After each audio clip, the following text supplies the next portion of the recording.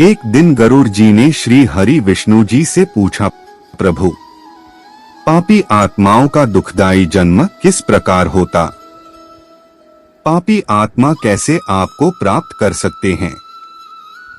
श्री हरि विष्णु ने कहा, हे गरुड़, निर्दोष लोगों के कातिल, नशीले पदार्थों का सेवन, अजन्मे बच्चे को मारना, लोगों की हत्या, चोरी, विश्वासघात, अपनी खुशी की चाहत, दूसरों से घृणा करना, अपने को बहुत अक्लमंद समझना और इन प्रकार के अनेक कर्मों द्वारा किए गए पाप कर्म। जिन्होंने गौदान नहीं किया, दाह संस्कार की रस्में नहीं करी, झूठी गवाही, विधवाओं के साथ शारीरिक संबंध, स्त्री जो पति के साथ विश्वासघात करती है, जानवरों को सताना, पेड़ों को काटना, सामाजिक रीतियों का उल्लंघन, ब्राह्मण या कोई मेहमान आपके घर में खाने की इच्छा से आए, उसे खाना नहीं दिया जाए जबकि घर में खाना बन रहा हो।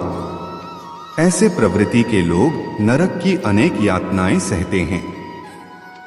यमराज के आदेश अनुसार वह फिर पृथ्वी लोक में नीच योनि में जन्म लेकर बीमारियों के शिकार होकर पीड़ित रहते हैं और पाप कर्म करते रहते हैं। नरक के बार बार चक्कर काटते हैं। किस तरह स्त्री पुरुष के मिलन से मनुष्य का जन्म होता है, पर सांप के 3 दिन के अंदर पाप आत्मा का शरीर बनना शुरू हो जाता है। एक रात में मांस का टुकड़ा, 5 रात में गोल, 10वें दिन वृक्ष के फल जैसा।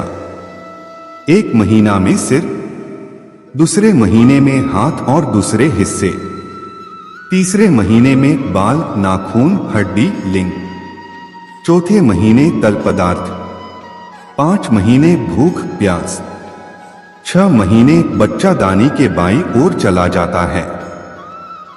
जिस्म के बाकी हिस्सों का बनना माता के खान पान पर निर्भर है। अपनी पीठ और शरीर के बीच में सिर दबा होने से यह अपने हाथ पैर हिला नहीं सकता। इस समय अलौकिक शक्ति से पिछले जन्मों में किए हुए कर्म आत्मा को याद आते हैं। 7वें महीने के आरंभ से उसे चेतना आनी शुरू होती है और वह गर्भाशय में हिलना शुरू करता है। ईश्वर से विनती करता है, प्रभु यदि मुझे यहाँ से बाहर निकालोगे तो मैं सदा आपके चरणों में पड़ा रहूंगा, लेकिन यदि मेरे पाप कर्मों से मुझे सदा दुख भोगने पड़ेंगे तो मैं कभी बाहर नहीं आना चाहता हूँ। गर्भाशय में 10 महीने से पड़े हुए उसकी पीड़ाओं को देखते हुए कृपालु भगवान उसको बाहर निकालकर उसका जन्म करवाते हैं। सिर नीचे जबरदस्ती बाहर निकाला हुआ पीड़ित अपनी समस्त यादों को खोकर नए वातावरण को देखकर शिशु के रूप में घबरा कर रोता है। बचपन के दुखों को झेलता हुआ जवानी में अपनी इंद्रियों के वश बुरी आदतों में फंसा दुर्लभता से मिले मनुष्य जीवन को यूं ही बर्बाद करके वृद्ध अवस्था में बीमारियों से घिरा मृत्यु के पश्चात फिर नरक लोक में चला जाता है। इस तरह बुरे कर्मों के जाल में फंसा रहता है। मेरी कृपा से प्राप्त हुई दुर्लभ मनुष्य जन्म व्यर्थ कर देता है। जब तक आत्मा स्वयं मुक्ति की रास्ता नहीं ढूंढ लेता कभी भी मुक्त हो नहीं सकता।